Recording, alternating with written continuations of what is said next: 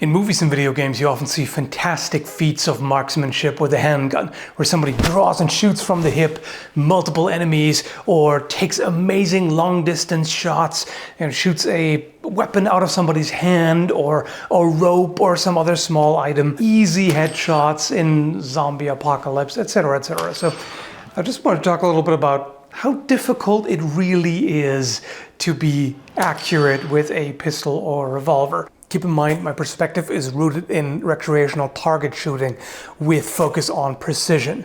More dynamic shooting disciplines like IPSC and, of course, any kind of practice for self-defense has a different emphasis. Of course, the further back in history you go, the harder it is. You know, this compared to a modern revolver, say a Ruger GP100, this is a bit more difficult to be accurate with. And that's not necessarily because they were inherently less accurate. Some of them, yes, if they had less effective rifling or even none, but it's mostly due to the heavier trigger pull and less accurate sights compared to what we have nowadays. It can be deceptive whenever you're shooting an antique handgun because they also usually shoot a lot lower than you expect. But if you do everything right, stabilize the pistol very well and have excellent trigger control, even a smooth bore percussion pistol can be surprisingly accurate, even at 25 meters. It's way more difficult than with a rifle or even a musket, any kind of long arm, basically. So why is that? Well, if you think about the way the projectile moves, if you imagine a laser pointer inside this barrel or a string or something that goes in a straight line out from it. Realistically, it's not a straight line. It goes relatively straight and then it starts gradually dropping off. But let's just assume a straight line. So if you point at something, oh, by the way, I forgot to show you that it's unloaded. Some people get really antsy about that. Understandably so, firearm safety is important. From the barrel to the target, we're going in a straight line. Any kind of deviation here, any kind of movement will throw that off. And the further away you are, the more that's emphasized. Here's a better visual representation of that. So if you're looking at distances of, say, 50 meters or 100 or even more, this becomes quite exaggerated. So you have to be really good at keeping it as steady as possible. If we were robots, it wouldn't be an issue whatsoever. We would just lock the barrel into a fixed position and that's it, fire. But because of the human body and all its janky little movements that it does, we don't have that kind of precision. If we try to keep the hand as steady as possible, there's just going to be little micro jitters and little movements. You don't have to have Parkinson's or whatever to really see that, but there's so many little micro movements. You sway a little bit just from standing, things like that. So that's going to be much more dramatic with this.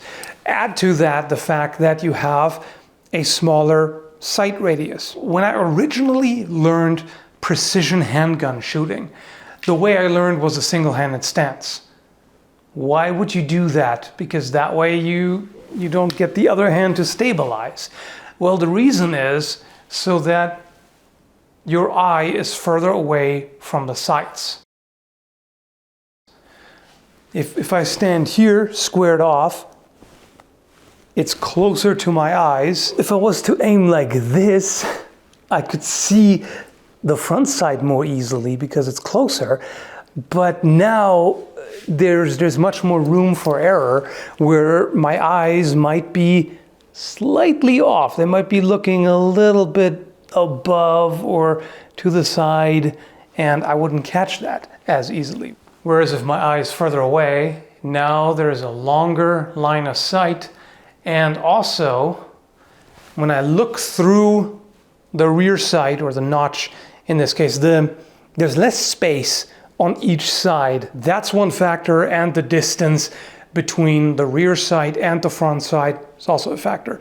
The greater the distance is, the better you can make fine adjustments. Consistency is key. The way I was taught to accurately shoot was to take a certain stance with the offhand on the hip to kind of lock yourself in a certain position, and then you lock your elbow joint and you just raise the arm up very consistently. You don't have any bend in there that can throw things off. You just want to try to turn your arm into a ruler, basically. And now you also have to control all that extra movement, all that sway that's happening. Now, you can't work too hard, because if you try to hold it perfectly steady, you may tense up, and that actually makes it worse. Then you may start to shake and things like that. So you need to be loose enough. You need to keep everything stable, but you need to be loose enough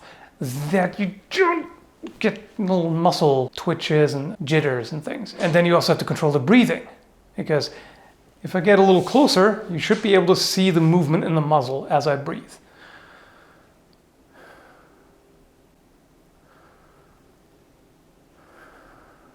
Exaggerated, but you get the point. One way to control that is by holding your breath. So, shoot. But the way I was taught was it's better to actually release your breath and then fire when all the breath is out of your lungs, because if you hold your breath, especially if you do it for a while, then you're a little bit more tense. If you just release your breath, everything is relaxed.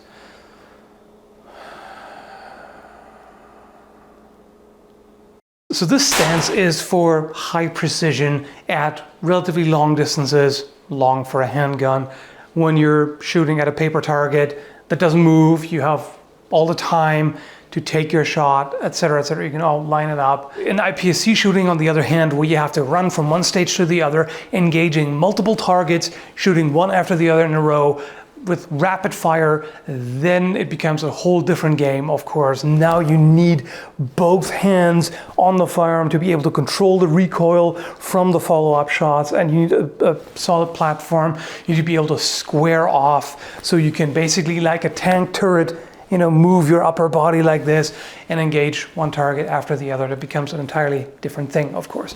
But in both cases, one of the absolutely most important things is trigger control. I'm not going to dry fire this because it's an antique revolver, but I'm just going to put my finger on the trigger just to show what I mean. So if you jerk the trigger, in fact, it's probably better if I show it this way.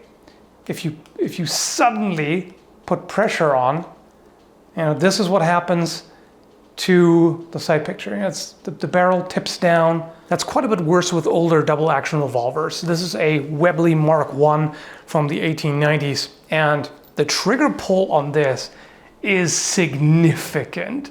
So you have to really put a lot of pressure on it to move it. In single action, that's a different story. That's a fairly light trigger pull. So if you're pushing quite a bit, of course, you're gonna jiggle it around. Here's what happens if you try to move your index finger, especially rapidly. The other fingers twitch. I hope you can see that.